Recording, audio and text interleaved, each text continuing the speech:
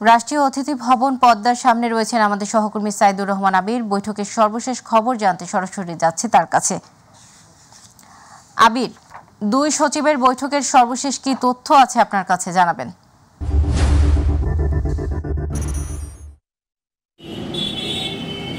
জি ধন্যবাদ। যেমনটা দর্শকদের উদ্দেশ্যে জানিয়েছিলেন এতক্ষণ যে বেলা 11টার দিকে এই বৈঠকটি শুরু হয়েছে, বৈঠকটি কিন্তু পূর্ব নির্ধারিত ছিল।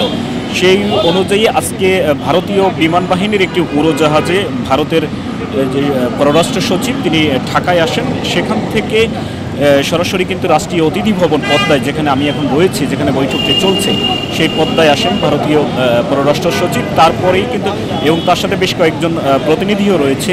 সেই প্রতিনিধি দলটি যখন পররাষ্ট্র সচিবের নেতৃত্বে রাষ্ট্রীয় অতিথি ভবন পদ্মায় প্রবেশ করার পরে নির্ধারিত সময় ঠিক 11টায় কিন্তু এই বৈঠকটি শুরু হয় এবং বাংলাদেশের পক্ষ থেকে বাংলাদেশের পররাষ্ট্র সচিব জসিমউদ্দিনের নেতৃত্বে একটি প্রতিনিধি দল এই বৈঠকে অংশ নেয়। অর্থাৎ দু দেশের, বাংলাদেশ এবং ভারতের যে পররাষ্ট্র সচিব পর্যায়ের বৈঠক, সেই বৈঠকটি 11টা থেকে শুরু হয়ে প্রায় 1.5 ঘন্টার বেশি সময় কিন্তু চলছে। আমরা যতটা অনানুষ্ঠানিকভাবে জানতে পেরেছি যে দুপুর 1টা থেকে 1:15টার মধ্যে এই বৈঠকটি শেষ হওয়ার কথা রয়েছে। আর আপনি জানেন এবং দর্শকরাও জানে যে এই আওয়ামী লীগ সরকারের বিদায়ের পর যে অন্তর্বর্তীকালীন সরকার গঠন হয়েছে, সেই অন্তর্বর্তীকালীন সরকারের সাথে কিন্তু ভারতের পক্ষ থেকে, ভারত সরকারের পক্ষ থেকে বেশ 2-3টি টেকনিক্যাল মিটিং হলেও এরকম উচ্চ পর্যায়ের মিটিং কিন্তু এখনও হয়নি, যেটি আজকে এখন হচ্ছে। পররাষ্ট্র সচিব পর্যায়ের যে এই যে উচ্চ পর্যায়ের একটি বৈঠক, এটি কিন্তু একদম প্রথম এই অন্তর্বর্তীকালীন সরকারের। আর আপনি জানেন যে আওয়ামী লীগ সরকার 5 তারিখে বিদায়ের পর থেকে কিন্তু বাংলাদেশ ভারতের মধ্যে বিভিন্ন ধরনের আলোচনা এবং বাংলাদেশি মানুষের বিভিন্ন বিষয়ে কিছু আপত্তি, ভারতীয়দের বেশ কিছু আপত্তি, বেশ কয়েকদিন যাবৎ কিন্তু এই বিষয়টি আলোচনা চলছে।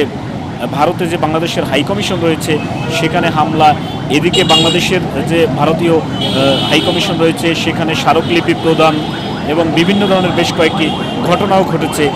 নিত্য পণ্যের উপরে প্রভাব, সব কিছু মিলিয়ে কিন্তু এই বৈঠকটি যেমনি এই অন্তর্বর্তীকালীন সরকারের জন্য এবং ভারত সরকারের জন্য, দুদেশের সরকারের জন্য যেমনি অত্যন্ত জরুরি ছিল, এবং এটি কিন্তু দুদেশের যে মানুষ রয়েছে, দুদেশের জনগণের জন্য কিন্তু অত্যন্ত জরুরি ছিল এই বৈঠকটি।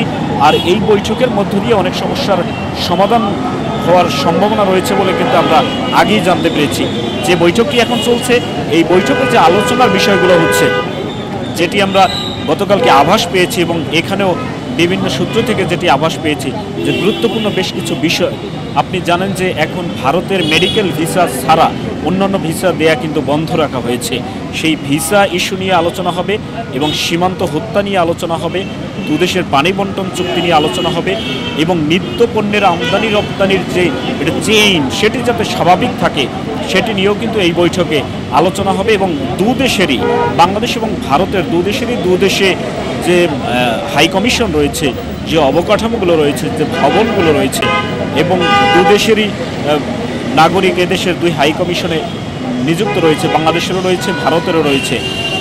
এগুলোরও কিন্তু নিরাপত্তা যাতে জোরদার করা হয় সে বিষয়টি আলোচনা করা হবে, আলোচনা হচ্ছে। আরেকটি বিষয় আপনাকে জানিয়ে রাখি, যেটি অত্যন্ত গুরুত্বপূর্ণ। পররাষ্ট্র উপদেষ্টা বেশ কয়েকদিন আগে বাংলাদেশি গণমাধ্যমে বলেছেন যে ভারতের গণমাধ্যমগুলো বাংলাদেশের বিভিন্ন বিষয় নিয়ে এক ধরনের গুজব বা অপপ্রচার চালাচ্ছে। সে বিষয়ে কিন্তু বাংলাদেশের মিডিয়াকে সতর্ক থাকার জন্য উনি বলেছিলেন। সতর্ক বলতে সেটি হচ্ছে যেটি সত্য সেটি যাতে সবসময় তুলে ধরা হয়।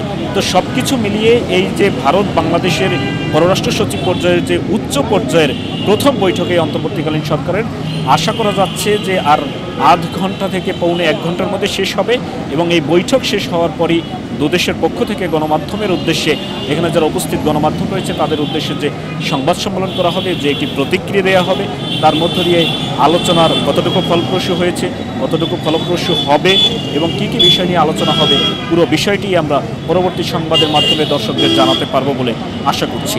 এই ছিল আমার কাছে রাষ্ট্রীয় অতিথি ভবন থেকে বাংলাদেশ ভারত সচিব পর্যায়ের, পররাষ্ট্র সচিব পর্যায়ের বৈঠকের সবশেষ। আবির, আপনাকে ধন্যবাদ।